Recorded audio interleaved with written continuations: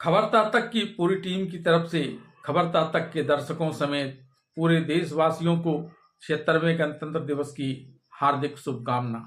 आज पूरे देश भर में गणतंत्र दिवस समारोह की धूम मची रही।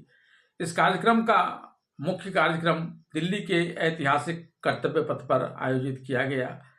यहाँ झंडोत्तोलन करने के लिए देश की राष्ट्रपति द्रौपदी मुर्मू इस वर्ष के गणतंत्र दिवस के मुख्य अतिथि इंडोनेशिया के राष्ट्रपति सुबियांतो के साथ बग्घी पर सवार होकर राष्ट्रपति भवन से निकले।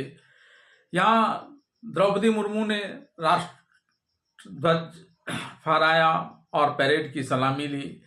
इस अवसर पर यहाँ कई आकर्षक झांकियां निकाली गई, एक से बढ़कर एक झांकियां जो देश के 16 राज्यों और केंद्र शासित प्रदेशों के अलावा 10 केंद्रीय सरकार की विभिन्न विभाग की तरफ से निकाली गई थी। इन झांकियों के माध्यम से जहां देश की शौर्य गाथा गाई गई थी, देश की वीरता का प्रदर्शन सेना के सभी अंगों के द्वारा किया गया था, वहीं विभिन्न राज्यों की अलग अलग विशेषताओं को लेकर भी विशिष्ट झांकियां निकाली गई थी।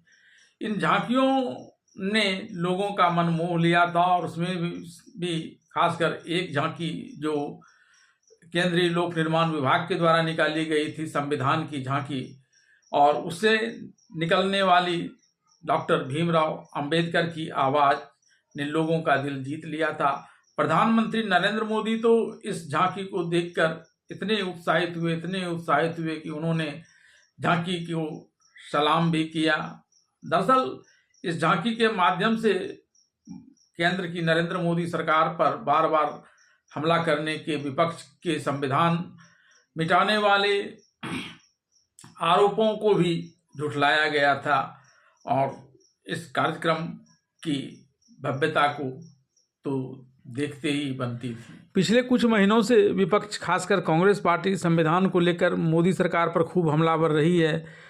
2024 के लोकसभा चुनाव के दौरान भी कांग्रेस और विपक्षी दलों ने जनता के बीच जाकर इस बात का जमकर प्रचार किया था कि अगर तीसरी बार मोदी सरकार जीत गई तो संविधान को ही खत्म कर देगी।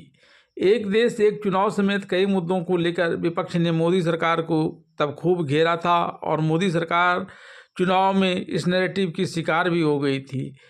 जिन नैरेटिव की वजह से 400 पार का नारा देने वाली बीजेपी 240 सीटों पर ही सिमट कर रह गई, उसमें इस नैरेटिव की सबसे महत्वपूर्ण भूमिका रही थी।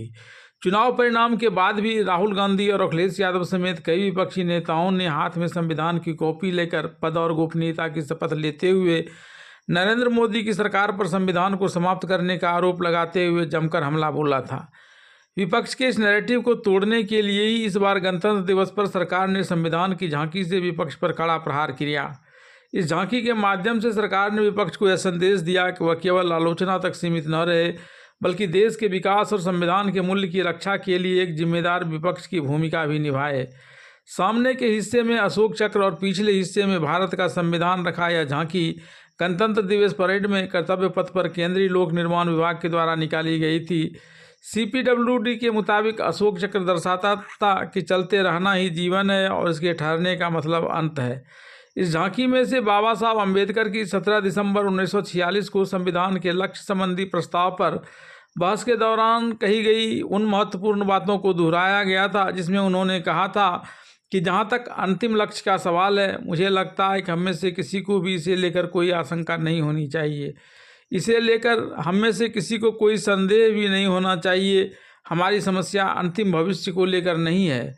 हमारी समस्या यह है कि आज जो विविधता भरा समूह हमारे पास है, वह एक सामान्य निर्णय कैसे ले और उसे लेकर कैसे सहयोगात्मक मार्ग पर आगे बढ़े जो हमें एकता की ओर ले जाता है। हमारी समस्या अंतिम लक्ष्य को लेकर नहीं है, हमारी समस्या शुरुआत को लेकर है।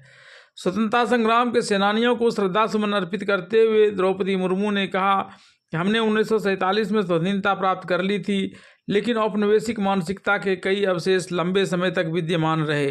हाल के दौर में उस मानसिकता को बदलने के ठोस प्रयास करते हुए हमें दिखाई दे रहे हैं।